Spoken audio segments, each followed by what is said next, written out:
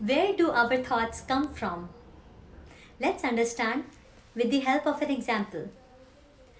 When a kid walks in the room and complains of a hurting condition, you notice blood is coming out of his knees, which is severely bruised.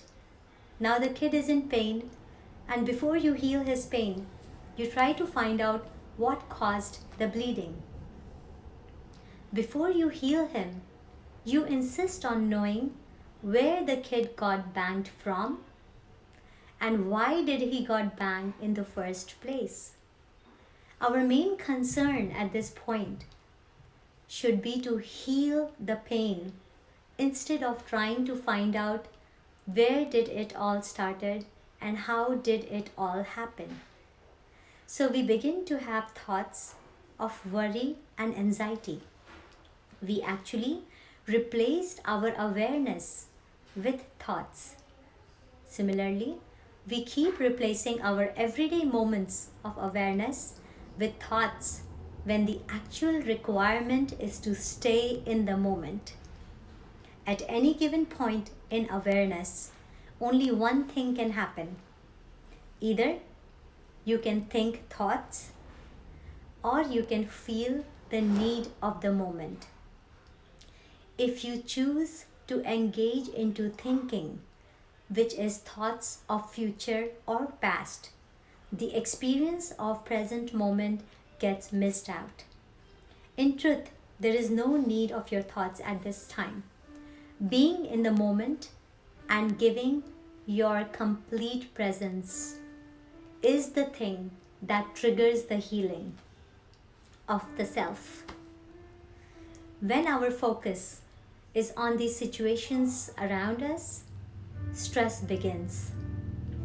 When our focus is within us, then healing begins. Or better say, our powers are realized. Thoughts are generating a reality which is other than the present moment. Let's get back to the original question. Where do the thoughts come from? A common answer is that our mind seems to be the constant generator of thoughts. But there is more to this. Thoughts could be an element of collective consciousness. They are energetic entities. Imagine bubbles floating around. If this thought bubble from around you discovers any resonance with anything inside you, then your thought form enlarges without you even noticing it. For example, you may have just a small anxiety of indecision at any moment, then the thought bubbles around you that resonate with that negativity comes on you, and before you know, anxiety turns out to be bigger and takes over your day. I remember once giving my final exams in a room. Of course, there is slight anxiety about it.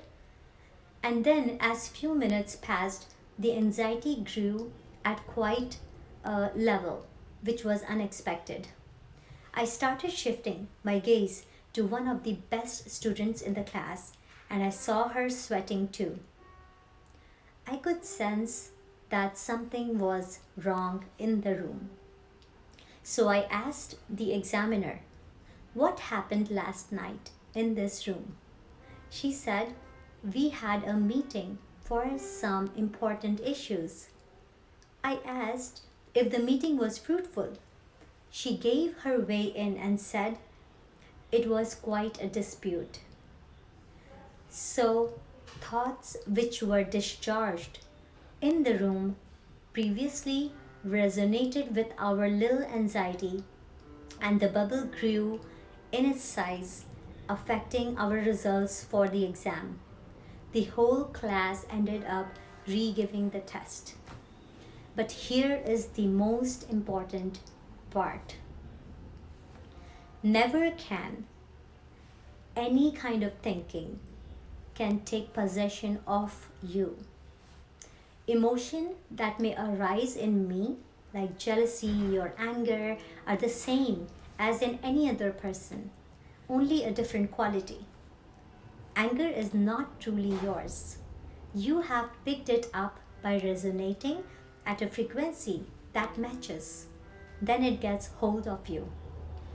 You are being controlled by it. Many humans live virtually with a mind that has taken possession of them and pretends to be them. They are stuck with it without even knowing it. If they know it, it would be the beginning of freedom.